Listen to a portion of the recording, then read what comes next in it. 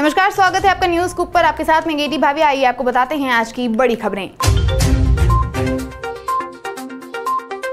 पाकिस्तान का भारत को ऑफर, भारतीय क्रिकेट टीम जा सकती है पाकिस्तान में हुए एससीओ समिट में भारत की तरफ से विदेश मंत्री एस जयशंकर ने हिस्सा लिया था।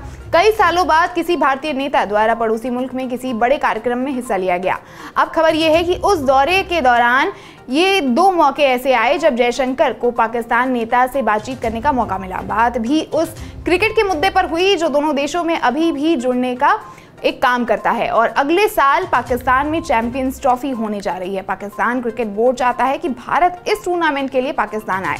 अभी तक भारत ने इसे लेकर कोई भी फैसला नहीं लिया है। पिछले 17 सालों से टीम एक बार भी किसी सीरीज के लिए पड़ोसी मुल्क यानी पाकिस्तान ट्रैवल नहीं की है, लेकिन अब उन्हीं रिश्तों को फिर दुरुस्त करने के लिए पाकिस्तान चाहता है कि भारतीय टीम पाकिस्तान आए।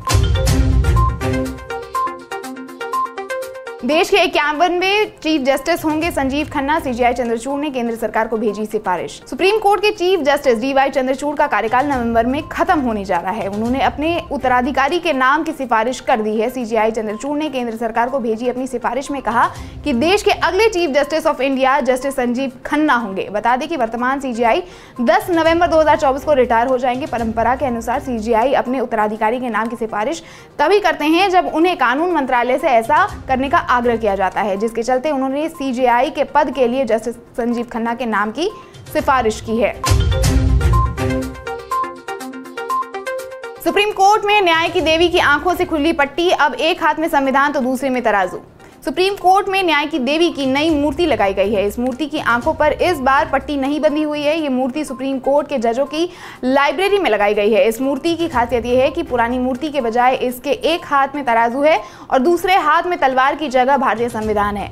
मीडिया रिपोर्ट्स के अनुसार ये मूर्ति इस तरह इशारा करती है कि न्याय अंधा नहीं है, वो संविधान के हिसाब से काम करता है।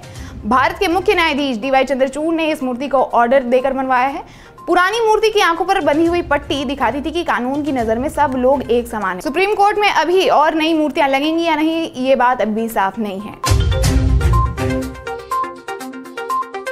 सलमान खान की एक्स गर्लफ्रेंड का लॉरेंस को डायरेक्ट मैसेज, बोली अपना मोबाइल नंबर दे दीजिए। एनसीपी नेता बाबा सिद्दीकी की हत्या के बाद बॉलीवुड में उथल पुथल मच गई है। इसी बीच सलमान खान की एक्स गर्लफ्रेंड सोमी अली ने अपने सोशल मीडिया हैंडल इंस्टाग्राम पर गैंगस्टर की एक तस्वीर शेयर करते हुए लिखा कि लॉरेंस बिश्नोई के लिए एक सीधा मैसेज है। नमस्ते लॉरेंस भाई, सुना भी है और देखा भी है, आप जेल में भी जूम कॉल पर रहे हो, तो मुझे आपसे कुछ बातें करनी है। कृपा करके मुझे बताएं कि ये कैसे हो सकता है। इसके आगे एक्ट्रेस ने लिखा कि हमारी पूरी दुनिया में सबसे ज्यादा पसंदीदा जगह राजस्थान है। हम आपके मंदिर आना चाहते हैं पूजा के लिए, पर पहले आपसे जूम कॉल हो जाए और कुछ बातें हो जाए।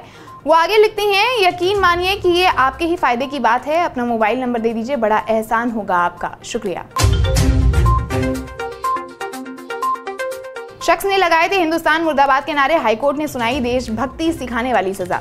मध्य प्रदेश हाईकोर्ट ने पाकिस्तान जिंदाबाद हिंदुस्तान मुर्दाबाद के नारे लगाने वाले शख्स को अनोखी सजा सुनाई है। हाईकोर्ट ने सजा सुनाते हुए कहा कि युवक की 2 महीने में उनको 2 बार स्थानीय पुलिस स्टेशन जाना होगा। यहाँ उसे राष्ट्रीय ध्वज को 21 बार सलामी देनी होगी। इतना ही नहीं, शख्स को हर बार सलामी के साथ साथ हर बार भारत माता की जय कहना होगा। दरअसल इसी साल 17 मई को फैजल उर्फ फैजान नाम के एक शख्स ने पाकिस्तान जिंदाबाद और हिंदुस्तान मुर्दाबाद के नारे लगाए थे। इसके खिलाफ भोपाल के मिसरौत थाने में केस दर्ज किया गया। बिना ठोस सबूत के लगाए थे आरोप, कनाडा पीएम ट्रूडो ने आखिरकार स्वीकारा। जस्टिन ट्रूडो ने स्वीकार किया कि पिछले साल जब उन्होंने खालिस्तानी आतंकी हरदीप सिंह निज्जर की हत्या में भारतीय सरकारी एजेंटों की संलिप्तता का आरोप लगाया था, तब उनके पास कोई ठोस सबूत नहीं था। हालिया बयान में उन्होंने कहा कि भारत सरकार ने ये सोचकर भयंकर गलती की है कि वो कनाडा की सुरक्षा और संप्रभुता में इतनी आक्रामकता से हस्तक्षेप कर सकता है।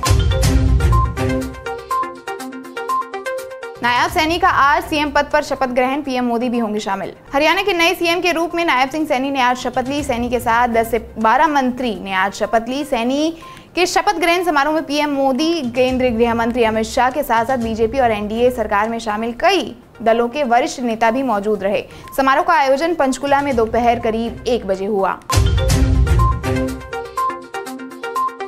तेल से भरा टैंकर पलटा, धमाके में 140 से ज्यादा लोगों की जान चली गई। निजेरिया में फ्यूल टैंकर पलटने के बाद बड़ी तादाद में लोग तेल लूटने पहुंच गए। इसी दौरान टैंकर में विस्फोट हो गया। अधिकांश शवों की पहचान नहीं हो पाई है, जिसमें 140 से ज्यादा लोगों की मौत हो गई है। वहीं इस घटना से कई लोग घायल भी हो चुके हैं। नागरिकता कानून की धारा 6A को लेकर सुप्रीम कोर्ट का बड़ा फैसला, बरकरार रखी संवैधानिक वैधता। सुप्रीम कोर्ट में आज सिटीजनशिप एक्ट की धारा 6A को लेकर बड़ा फैसला सुनाया गया है और 1985 में असम समझौते को आगे बढ़ाने के लिए किए गए इस संशोधन को बरकरार रखा गया है। बता दें कि इस मामले में सुनवाई CJI DY चंद्रचूड़ की अध्यक्षता वाली पीठ कर रही थी, जिसको लेकर 12 दिसंबर 2023 को 17 याचिकाओं पर सुनवाई के बाद फैसला सुरक्षित कर लिया गया था और आज उस कानून को बरकरार रखने का फैसला दिया गया है। राम माधव बनाए जा सकते हैं जम्मू कश्मीर के नए उपराज्यपाल, कई अन्य प्रदेशों में भी बदले जा सकते हैं गवर्नर। भारतीय जनता पार्टी के वरिष्ठ नेता राम माधव के नाम की खूब चर्चा है इन दिनों। ऐसी चर्चा है कि उन्हें जम्मू कश्मीर का उपराज्यपाल बनाया जा सकता है। हालांकि अभी तक कोई आधिकारिक घोषणा नहीं की गई है, लेकिन राजनीतिक गलियारों में ये चर्चा गर्म है। राम माधव की कश्मीर मामलों पर गहरी समझ और अनुभव को देखते हुए ऐसा माना जा रहा है कि उन्हें ये जिम्मेदारी दी जा सकती है। कुछ अन्य प्रदेशों में भी नए राज्यपालों की नियुक्ति की जा सकती है। तो ये थी अब तक की बड़ी खबरें। बाकी आपका हमारा साथ यूं ही लगातार बना रहे, इसके लिए आप हमारे चैनल को लाइक और सब्सक्राइब करें, वीडियोस को ज़्यादा से ज़्यादा शेयर करें और नोटिफिकेशन के लिए बेल आइकन को भी प्रेस करना बिल्कुल ना भूलें। नमस्कार।